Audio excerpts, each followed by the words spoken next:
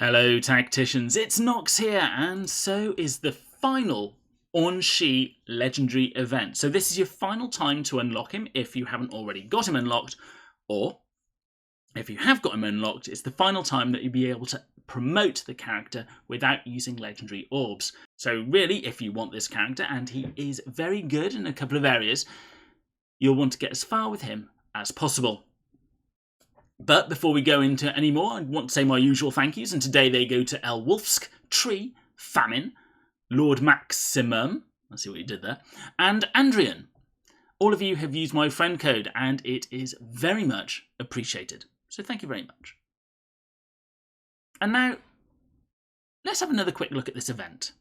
In the Alpha path, you'll be up against the Orcs, and as expected, you'll be able to use anyone in your roster apart from Orcs. And to be honest, the enemies themselves aren't individually too much of a threat.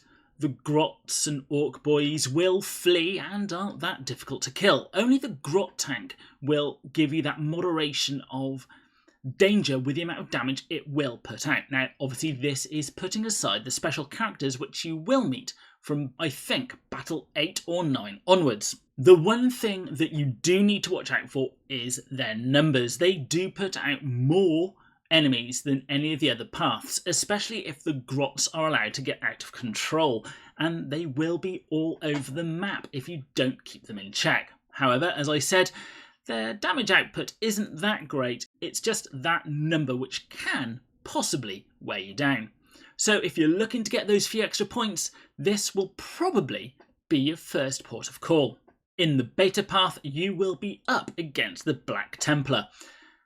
And these are, unsurprisingly, a bit more difficult to take care of than the Orcs. For a start, you will not be able to use any of your Imperial factions. And on top of this, the Black Templars themselves are tougher than the Orcs and have got some nasty tricks up their sleeves. The normal initiates like to have a bit of a stab before moving out of the way, before one of their friends can move in and stab you as well. The neophytes have got incendiary ammo which will, well, as the name suggests, set the hex that you're on fire. And then you've got the initiate with pyre blasters.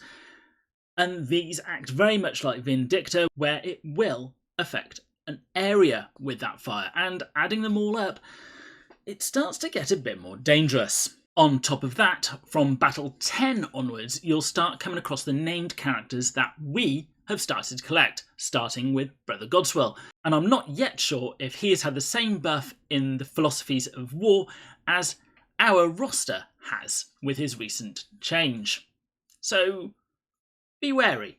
And in the Gamma, you will not be able to use any of your Chaos troops, which is one of those things where I think maybe it could have just been the death card, because let's be honest, the Chaos Legions aren't very faithful to one another. But they set the rules, so we can't use any of our Chaos factions. Again, from Battle 10 onwards, you'll be facing the characters that we can collect. So again, watch out for those as you progress through the battles. As for the Traitor Guardsmen, they're fairly weak and are more than happy to flee at the first sign of danger. The Chaos Terminators are a persistent threat because they soak up damage for each other and are fairly decent as well. However, it's the Poxwalkers that you do need to watch out for. You do not want these guys killing any of yours unless you want more Poxwalkers coming for you. As such, you should really treat these as your primary target.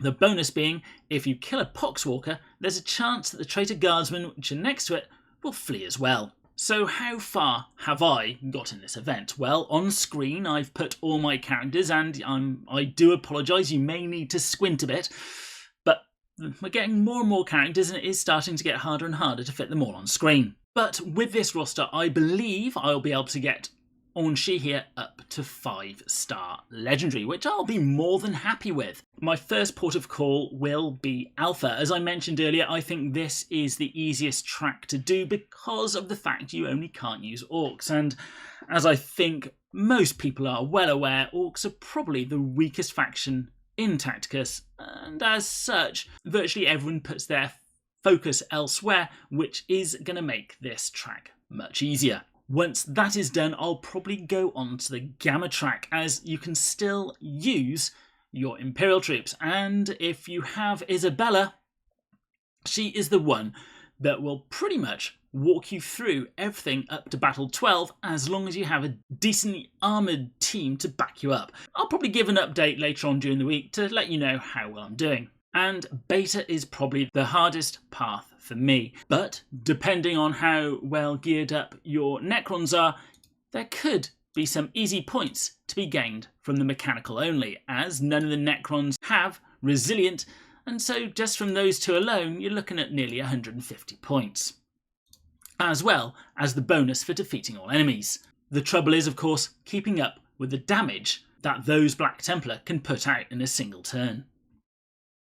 But for me it is the most difficult path to deal with, although I will still be making sure I finish off to get all 40 kill points from Battle 12. But they are points that are easily gained, and as such I'd be a fool to miss out on them.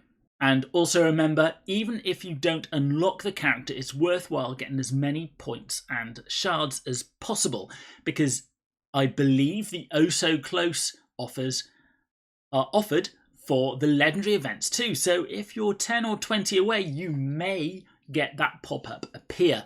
The question is it worth it to you to unlock Aun'shi? And unfortunately, I can't answer that for you. Do I find him a great character? Yes, he is used in the tournament arena, he's used in some guild raids, but really the choice is going to be yours. Having said that, if you don't get it, bear in mind that you're going to be very far away from unlocking him, so it might just be worthwhile holding on to that Blackstone just to unlock him, just in case. If you like these videos, then it would be much appreciated if you at least think about using my friend code, as it really does help me out. Or if you or your guilds are looking for a new home, please reach out to any of the guilds shown, as we'll always welcome new people into our midst. As always, don't forget to like, comment and subscribe, and I'll be seeing you on the battlefield.